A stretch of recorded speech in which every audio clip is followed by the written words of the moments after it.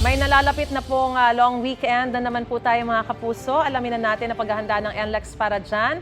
At makakapanayan po natin ang AVP for Traffic Operations sa North Luzon Expressway Corporation na si Robin Ignacio. Magandang umaga po, Sir Robin. Si Maris po ito. Live po tayo sa unang balita.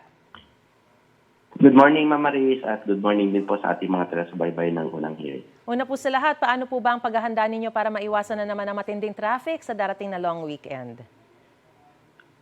Yes, ma'am. Yun nga po, ini-expect po natin na actually, starting mamayang hapon, maaaring may mga kababayan tayong babiyahe na, madadami po yung babiyahe po. Considering nga po yung long weekend, holiday bukas. Bagamat naipit po yung Friday, kung saan may pasok pa rin po. Pero inaasahan namin na mas marami po talagang magbabakasyon ngayong weekend. At kami naman po sa NLEX ay nakahanda na. At lahat po ng lanes ay magiging available po. Umpisa po mamayang hapon.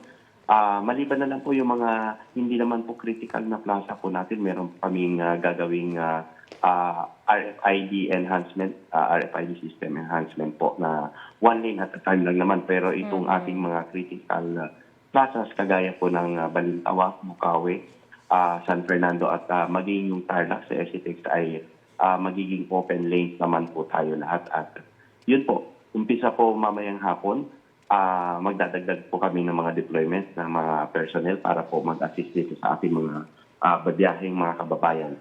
At sa inaasahan naman po nating balikan po sa August 25, Monday, around 10 a.m. hanggang 10 a.m. po ng Tuesday, bubuksan po namin yung expansion plaza naman po dito sa Bukawi para po dito sa ina-expect natin na mas marami pong pauwi. At yun po, pagka po may mga congestion po tayo at naaraw naman po tayo ng kabilang direction, kami po ay mag-i-implement po ng mga counterflow dito sa bandang May Kawayan hanggang Balintawak.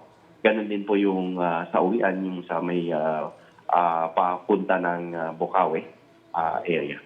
So yung binabanggit niyo po, sir, na road works o traffic works, pwede po ba nating ulitin lang kung saan-saang mga lugar ito at kailan na po magsisimula itong mga pagkukumpuni pong ito?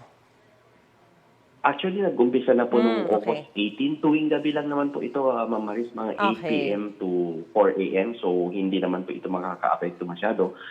Mga toll lanes po dito sa may Ciudad de Victoria, Balagtas, Tabang at dito din po sa may bandang San Simon. At kagaya na nabanggit ko, yung ating mga critical toll plazas, yung Balintawak, Bukawi at San Fernando at Maguindanao, wala naman po tayong gagawing pag-repair or pag-enhance ng system dito.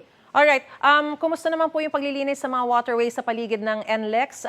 Natapos na po ba ito at hindi naman po kaya mauulit na naman yung matinding pagbaha roon kung sakasakaling magkaroon na naman ng mga malakas na pag-ulan? Ano po ba ang plano natin dito? Opo, yun nga po, yun po na-identify po natin mga 11 waterways po ito. Tuloy-tuloy pa rin po yung paglinis natin, bagamat marami na po talagang mga nalinis, natanggal na mga solid waste na nakabara dito sa mga waterways. So, napansin din po natin, nakita din po natin na mas maganda na po yung daloy ng tubig dito sa mga waterways na to. Kung saan yun naman po yung isang nag-contribute kung bakit bumaha po dito sa loob ng NLEX nung